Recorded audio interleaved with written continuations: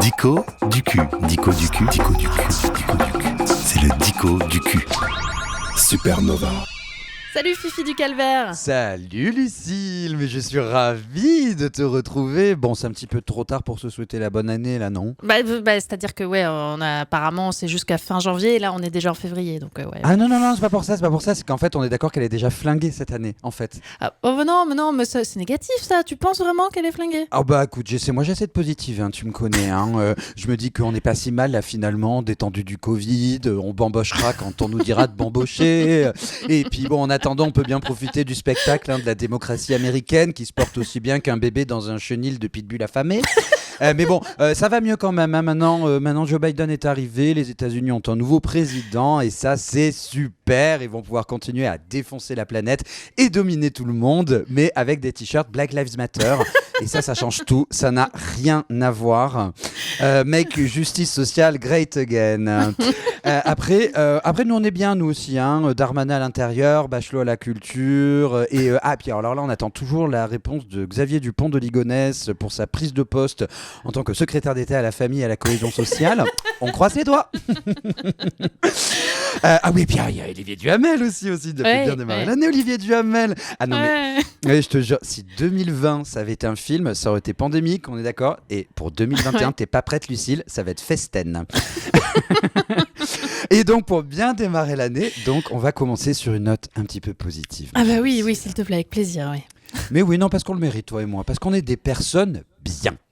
Oui, merci, c'est gentil ça Fifi, oui. Mais je t'en prie mon cœur, on est des personnes bien, il ne faut pas en douter, parce qu'on n'est pas comme ces gros dégueulasses avec 20 kilos de graisse à perdre, comme tes tout gros gens avec des gros culs et qui ont raté leur vie parce qu'ils sont gros, parce que c'est des gros dégueulasses. Non mais quoi, attends, enfin Fifi, ça va pas ou quoi ? Qu'est-ce qui t'arrive de dire des trucs pareils ? C'est hyper grossophobe, hein, c'est pas ton genre quand même. C'est complètement grossophobe, on est d'accord que c'est choquant, et c'est pourtant, on sous-titre un petit peu, le message clairement professé dans l'émission Opération Renaissance sur M6, animée par Karine Le Marchand. Le pitch, on entre dans l'intimité de personnes en situation de surpoids pour les observer dans leur parcours avant et après une chirurgie bariatrique.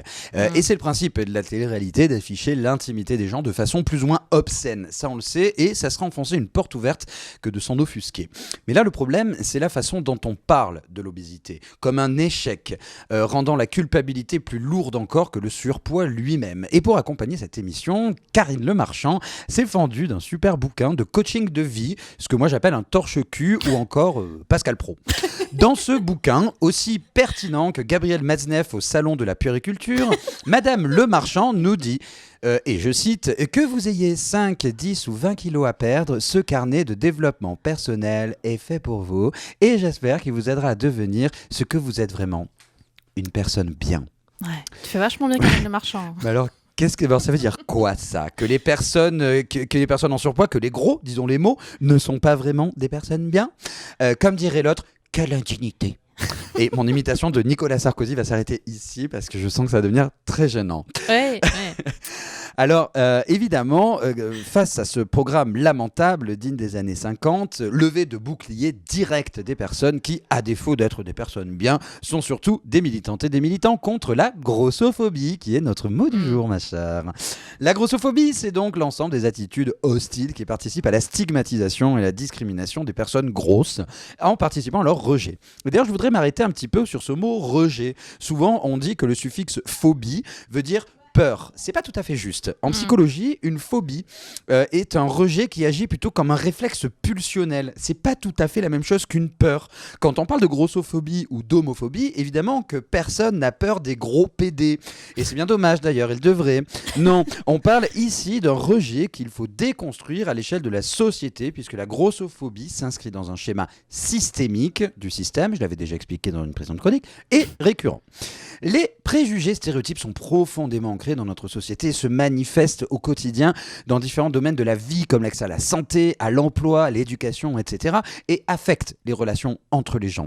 D'autant que peuvent s'ajouter à la grossophobie d'autres types de discrimination qui vont venir s'accumuler, tels que le sexisme, le racisme, l'agisme, etc.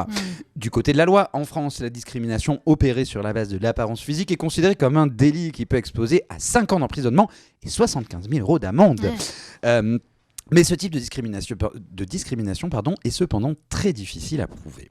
C'est pour ça que le mouvement contre la grossophobie s'engage principalement sur les réseaux sociaux ainsi que sur les sites internet sur lesquels les personnes peuvent venir s'exprimer pour se rassembler le plus possible et donner davantage de visibilité à cette discrimination aussi violente que ce qu'elle est fréquente et insidieuse.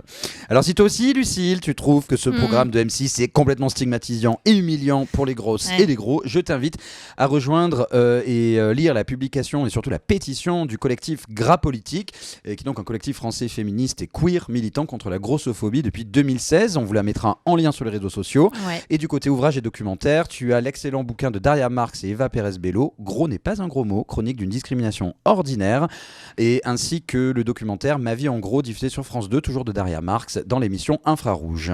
Et vous pouvez aussi aller vous abonner au compte, au flamboyant compte Instagram de la DJ et activiste Leslie Barbara Butch. Ben merci pour tous ces conseils, Fifi du Calvaire, on n'y manquera pas et on se retrouve dans 15 jours, hein, c'est ça ? Dans 15 jours, absolument, avec plaisir. Et le bonjour à tous tes collègues de boulot derrière, hein, parce qu'on l'entend. On les a entendus un petit peu, je crois. Merci, et puis à très vite sur ce bateau, je l'espère, en chair et en os devant ce micro. On t'embrasse très fort, Fifi du Calvaire, bye bye.